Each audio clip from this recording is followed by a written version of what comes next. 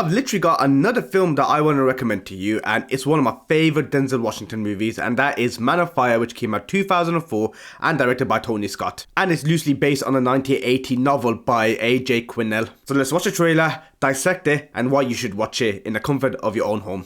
There were 24 kidnappings in Mexico City in the last 6 days.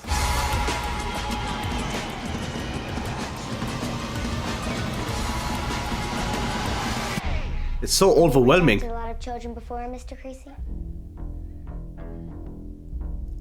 I don't know. Bodyguards gotta be close to people. You know, I'm no good at that. You're the silent type. People are gonna appreciate that. 16 years of military experience, extensive counter-terrorism work. What happened to your hand? It's birth defect. No, it's not. No more questions, that's it. Period, you hear me? Peter just wants to be friends. I regret that your profession needs to exist. So do I, Marjorie. He's like a bear. Yeah? Big, sad bear. The color palette's phenomenal as well. Things happen too, Creasy. Yeah? Like what? Like meeting me. Creasy, you're smiling. Peter! Peter!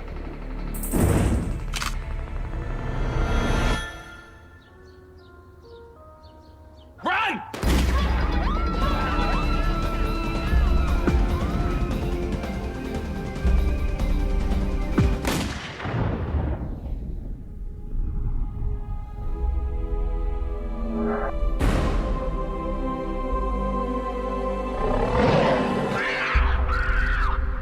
A classic revenge story. What are you gonna do? I'm gonna go get her. Anyone who gets in my way, anybody who profited from it, anybody who opens their eyes at me, I'm gonna kill him. Tell me about Creasy. I'd like to understand him. A man can be an artist in anything. It depends on how good he is at it. Creasy's art is death. He's about to paint his masterpiece.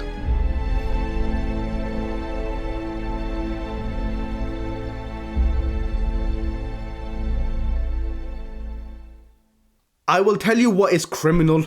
Rotten Tomatoes gave this film, what was it, 39 or 38% Rotten Tomato score, whereas the audience scores were shot through the roof. I think it was like 87 or 89%. And for me, that was disgusting because this film, visually, it's amazing. And I'm not talking about, high definition, 4K resolutions, VFX, CGI, all that. I'm talking about the color palette, I'm talking about cinematography, I'm talking about the emotional response that you get when cutting down every frame of the film.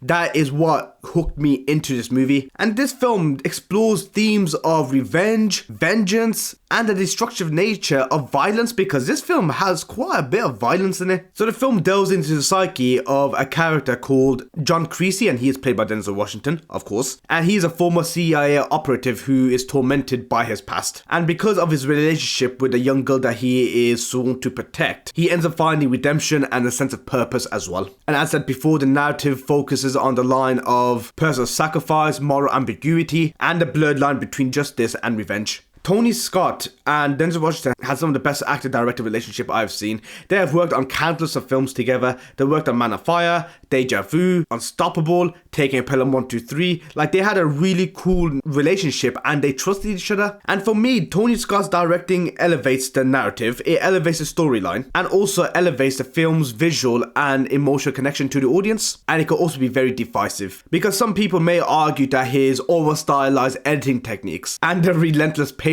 can overshadow a character's performance. However, I think it works perfectly in terms of what the film is about. He uses vibrant colors, rapid editing techniques, and atmospheric visual aesthetics. Even by watching the trailer, you can see Tony Scott employs a combination of saturated colors and desaturated hues, which I think shows the contrasting elements of each setting that they're in, which I think reflect the contrasting emotions and environments of the film's setting, such as the vibrant and hectic streets of Mexico City and the grim and bleak atmosphere of the violence that it also endures. And Tony Scott also employs quick cuts, jump shots, and also overlapping dialogue and Foley sounds, which also creates a sense of disorientation and frenzy environment and frenetic energy. And this is why I think it's very crucial to know what film you're editing, because this employs the sort of characteristics that John Creasy has. He is a CIA operative, he has PTSD, he is constantly overlooking his shoulder, and this is why I think it works hand in hand in what the film is trying to do. And I love the score. Harry Gregson Williams did a phenomenal job. You have a mix of intense pulsating rhythms and melancholic melodies, and the sound design has overlapping diegetic and non-diegetic sounds, which amplifies the urban atmosphere and enhancing the overall sensory experience. Personally, even though a lot of critics may disagree that this film is not great, I think it's a must-watch. I think it's one of Denzel Washington's strongest films. I think it's one of Tony Scott's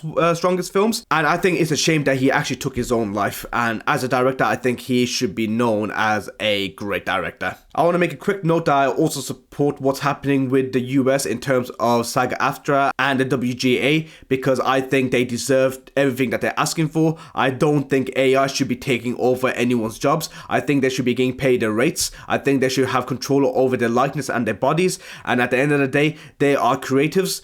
Everyone deserves to have a fair chance, and people should not be going to work thinking how they're going to pay for the next meal, how they're going to pay their rent, and how they're going to look after their families. I work in an industry, I know how hard it is, and I firmly believe that if you are in support of what they're trying to do, that you should not promote any of the future work that, you know, movie producers are asking you to do. I myself got some emails recently, when I say recently, I mean a couple of days ago, to promote movies which are coming out in the next month or so, but I actually declined it because I just don't think it's right to take promotion for companies that are not willing to pay and give the rightful opportunities and rights of these filmmakers. Regardless, this is a film which I really think that you should watch. I think this is a film that you need to dissect and experience yourself. I'm going to be doing many more of these trailer reactions and talking about previous movies and bringing you along for the ride, because I think we have a massive library of movies to discuss. I have seen over 5,000 movies, and I think we should have a great time dissecting all of them. Man of Fire is available on Disney Plus. It's also available on Netflix and Prime Video, if I am correct. But either way, check them out, and hopefully you should be able to find the movie and just enjoy it. Hope you like the video, hope you like the reaction. Like, share, subscribe, and comment. Let me know what you think. Are you a fan of Man of Fire? Have you seen any of Denzel Washington movies? What is your favorite? And hopefully I get to see you in my next video.